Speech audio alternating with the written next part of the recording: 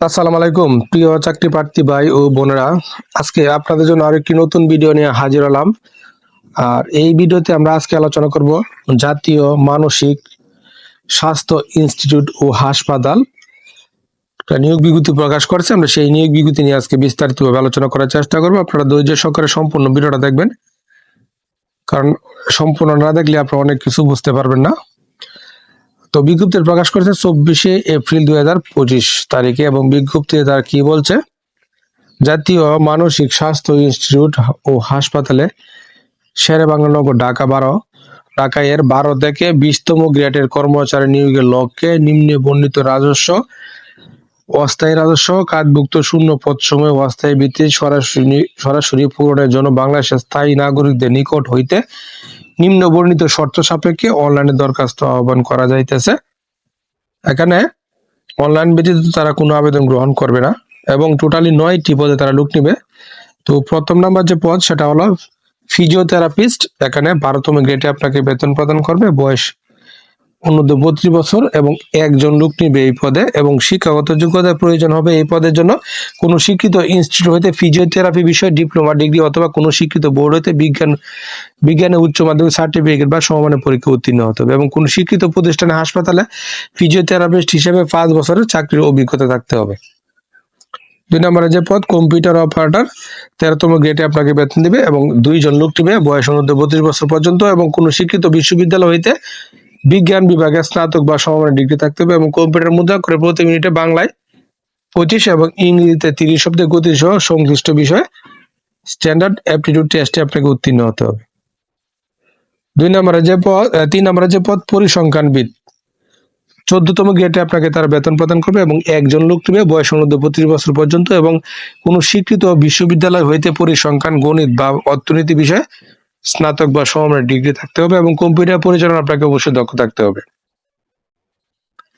4 নম্বরে যে পদ ডাটা এন্ট্রি অপারেটর, 16তম গ্রেডে একজন লোক নিবে, এবং বয়স 32 বছর পর্যন্ত, এবং কোনো স্বীকৃত বোর্ড হইতে উচ্চ মাধ্যমিক সার্টিফিকেট পরীক্ষা উত্তীর্ণ হতে হবে, এবং কম্পিউটার মুদ্রা করে প্রতি মিনিটে বাংলায় 20 এবং ইংরেজিতে 20 শব্দের গতি থাকতে হবে। এছাড়াও সংশ্লিষ্ট স্ট্যান্ডার্ড অ্যাপটিটিউড টেস্টে আপনাকে উত্তীর্ণ হতে হবে। 5 নম্বরে যে পদ ওয়ার্ড মাস্টার, 16তম গ্রেডে আপনাকে বেতন প্রদান করবে, এবং 2 জন লোক নিবে, বয়স অনূর্ধ্ব 32 বছর পর্যন্ত, এবং কোনো স্বীকৃত বোর্ড হইতে উচ্চ মাধ্যমিক সার্টিফিকেট বা সমমানের পরীক্ষা আপনাকে উত্তীর্ণ হতে হবে, এবং কম্পিউটার পরিচালনা আপনাকে দক্ষ থাকতে হবে। এরপরে যে পদ 6 নম্বরের টেলিফোন অপারেটর, 16তম গ্রেডে আপনাকে বেতন দিবে, একজন লোক নিবে, বয়স 32 বছর পর্যন্ত, উচ্চ মাধ্যমিক সার্টিফিকেট পরীক্ষা উত্তীর্ণ হতে হবে, এবং কম্পিউটার পরিচালনায় আপনার দক্ষ থাকতে হবে। 7 নম্বরে যে পদ গাড়ি চালক, 16তম গ্রেডে একজন লোক নিবে, এবং জুনিয়র স্কুল সার্টিফিকেট পরীক্ষা উত্তীর্ণ হতে হবে, এবং হালকা গাড়ি চালানোর বৈধ ড্রাইভিং লাইসেন্স সহ থাকতে হবে, এবং অভিজ্ঞতা সম্পন্ন চালক যারা আছে তাদেরকে এখানে অগ্রাধিকার প্রদান করা হবে। 8 নম্বরে যে পদ ইলেকট্রিশিয়ান, 16তম গ্রেডে একজন লোক নিবে, বয়স 32 বছর পর্যন্ত, এবং কোনো স্বীকৃত বোর্ড হইতে ইলেকট্রিক্যাল ট্রেডে উচ্চ মাধ্যমিক সার্টিফিকেট ভোকেশনাল পরীক্ষা উত্তীর্ণ হতে হবে, এবং অফিস সহায়ক পদে 5 জন লোক নিবে, 20তম গ্রেডে আপনাকে বেতন প্রদান করবে, বয়স 32 বছর পর্যন্ত, এবং মাত্র এসএসসি পাস হলে আপনি অফিস সহায়ক পদে আবেদন করতে পারবেন। এবং এই 9টি পদে যদি আপনি আবেদন করতে চান তাহলে আপনাকে আরো কিছু শর্ত অবশ্যই অনুসরণ করতে হবে। কি কি শর্ত? আবেদন ফর্ম পূরণ ও পরীক্ষা অংশগ্রহণের ক্ষেত্রে নিম্নবর্ণিত শর্তাবলী অবশ্যই অনুসরণ করতে হবে। 1 এপ্রিল 2025 তারিখে প্রার্থীর বয়স 18 থেকে 32 বছরের ভিতরে হতে হবে, এবং বয়স প্রমাণে এফিডেভিট গ্রহণযোগ্য নয়, এবং এই নিয়োগ বিজ্ঞপ্তিতে বর্ণিত ছকে 2 ও 4 নং ক্রমিকে শূন্য পদ পূরণে সরকারি প্রতিষ্ঠানে কম্পিউটার পার্সোনাল বা নিয়োগ বিধিমালা 2019 অনুসারে তারা ক্রমিক নং 1, 3, 5, 6 ও 8 নং শূন্য পদ সমূহ পূরণের বাংলাদেশ স্বাস্থ্য বিভাগীয় নন মেডিকেল কর্মচারী নিয়োগ বিধিমালা 2018, এবং ক্রমিক নং 7 এর শূন্য পদ পূরণের সরকারি যানবাহন অধিদপ্তর কর্মচারী নিয়োগ বিধিমালা 2019, এবং 9 নং পদ পূরণের ক্ষেত্রে মন্ত্রণালয় বা বিভাগের সংযুক্ত অধিদপ্তর পরিদপ্তর দপ্তরের কমন পদ নিয়োগ বিধিমালা 2019 অনুসরণ করা হবে। এবং সরকারি আধা সরকারি স্বায়ত্তশাসিত প্রতিষ্ঠানে যারা কর্মরত আছেন তারা আবেদন ফর্ম পূরণ করার সময় ডিপার্টমেন্ট ক্যান্ডিডেট ঘরে টিক চিহ্ন প্রদান করবেন, এবং মৌখিক পরীক্ষার সময় আপনার যে অনাপত্তি পত্র মূল কপি সেটা আপনাকে প্রদর্শন করতে হবে। এবং চাকরির আবেদন ফর্ম বা অ্যাপ্লিকেশন কপি সকল শিক্ষাগত যোগ্যতা উল্লেখ করতে হবে এবং অন্যথায় চাকরির জন্য নির্বাচিত হলে চাকরির আবেদন উল্লেখিত সনদ ব্যতীত পূর্বে অর্জিত অন্যান্য শিক্ষাগত যোগ্যতার সনদপত্র অন্তর্ভুক্ত করার সুযোগ নেই। এবং অর্থাৎ এখানে একটা জিনিস আপনার ভালোভাবে লক্ষ্য রাখবেন, এখানে চাকরির আবেদন ফর্মে আপনার শিক্ষাগত যোগ্যতা উল্লেখ করতে হবে, অর্থাৎ আপনি যতটুকু শিক্ষাগত যোগ্যতা অর্জন করছেন সবটুকু এখানে অন্তর্ভুক্ত করতে হবে। অন্যথায় চাকরি নির্বাচিত হলে অর্থাৎ আপনার যদি চাকরি হয় তাহলে চাকরির আবেদনে উল্লেখিত সকল শিক্ষাগত যে সনদপত্র আছে এগুলো ছাড়া অতিরিক্ত যোগ্যতা যেগুলো আছে সেগুলো আপনার অন্তর্ভুক্ত করার কোনো সুযোগ নেই। তখন কিন্তু আপনার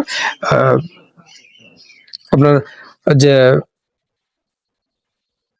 প্রমোশনের ক্ষেত্রে সেখানে কিন্তু একটা সমস্যা সৃষ্টি হতে পারে। তাই আপনার সম্পূর্ণ শিক্ষাগত যোগ্যতা অন্তর্ভুক্ত করে দিবেন। সকল পদের জন্য লিখিত ও মৌখিক পরীক্ষায় অংশগ্রহণ করা হবে এবং 2 ও 4 নং ক্রমিকে বর্ণিত পদের জন্য লিখিত ও ব্যবহারিক পরীক্ষা এবং 1, 3, 5, 6, 7, 8 ও 9 নং ক্রমিকে বর্ণিত পদের জন্য লিখিত পরীক্ষায় উত্তীর্ণ প্রার্থীরা মৌখিক পরীক্ষায় অংশগ্রহণের জন্য বিবেচিত হবেন। মৌখিক পরীক্ষার সময় সংশ্লিষ্ট সকল শিক্ষাগত যোগ্যতা, অভিজ্ঞতা, নাগরিকত্ব সনদপত্র, সকল প্রকার শিক্ষাগত প্রশিক্ষণের সনদ, পূরণকৃত অ্যাপ্লিকেশন ফর্ম, প্রবেশপত্র সহ সকল কাগজপত্র এক সেট সত্যায়িত কপি এবং সদ্য তোলা 2 কপি পাসপোর্ট সাইজের রঙিন ছবি আপনাকে দাখিল করতে হবে। এছাড়াও এতিম, নিবাসী, শারীরিক প্রতিবন্ধী, ক্ষুদ্রনিবাসী ও আনসার ও গ্রাম প্রতিরক্ষা ভোটার আবেদনকারীর ক্ষেত্রে উপযুক্ত কর্তৃপক্ষ কর্তৃক সনদপত্র আপনাকে দাখিল করতে হবে। এবং আবেদনকারী মুক্তিযোদ্ধা, শহীদ মুক্তিযোদ্ধা, বীরাঙ্গনা সন্তানদের শারীরিক প্রতিবন্ধী পুত্র কন্যা হলে প্রমাণক হিসেবে আবেদনকারীকে সংশ্লিষ্ট বীর মুক্তিযোদ্ধা গেজেট, ভারতীয় কালিকা, লাল মুক্তিবার্তা নম্বর, সাময়িক সনদের নম্বর ও তারিখ বা মূল সনদের নম্বর ও তারিখ উল্লেখপূর্বক আপনার ইউনিয়ন পরিষদ কর্তৃক আপনার প্রমাণক উপস্থাপন করতে হবে।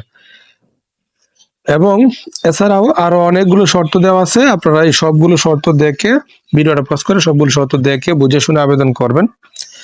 এবং আবেদন করার জন্য আপনাকে এই ওয়েবসাইটে প্রবেশ করতে হবে। ওয়েবসাইট হলো nimhr.teletalk.com.bd। এই ওয়েবসাইটে প্রবেশ করে আপনার আবেদনটা সম্পন্ন করবেন এবং আবেদন শুরু হবে 30 এপ্রিল 2025 সকাল 10টা থেকে শুরু, শেষ 20 মে 2025 বিকাল 5টার মধ্যে শেষ করতে হবে। এবং ছবির সাইজ হবে 300x300, স্বাক্ষর 380 পিক্সেল এবং ছবি সর্বোচ্চ 100 কেবি, স্বাক্ষর সর্বোচ্চ 60 কেবির ভিতরে হতে হবে।